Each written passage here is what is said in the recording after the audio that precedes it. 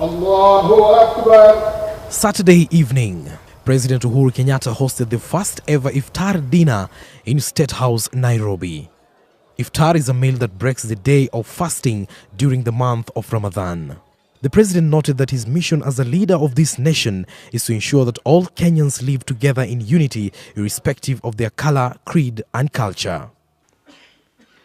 For me, even if I achieve nothing else, but I am able to achieve the feeling of one Kenya, one people, I will thank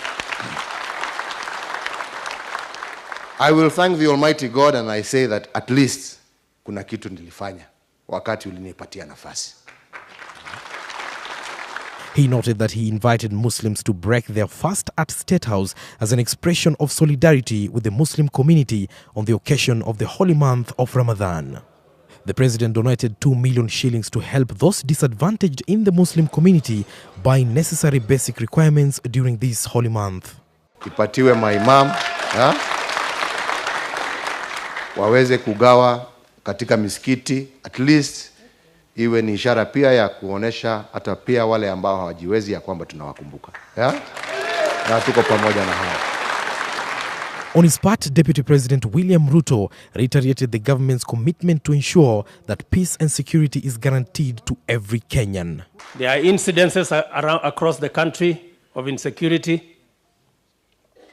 The government will do its part, but every citizen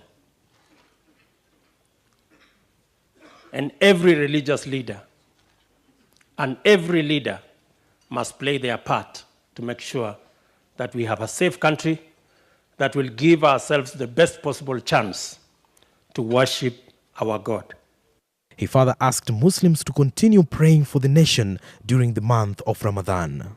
Speaking during the function, Muslim leaders present noted that the iftar at State House was historic and a sign of bonding intended to bring Kenyans together. The end of the historic iftar in State House, Nairobi came with a clear message to Kenyans, and especially the Kenyan Muslims in this month of Ramadan, to pray for peace and unity in the country.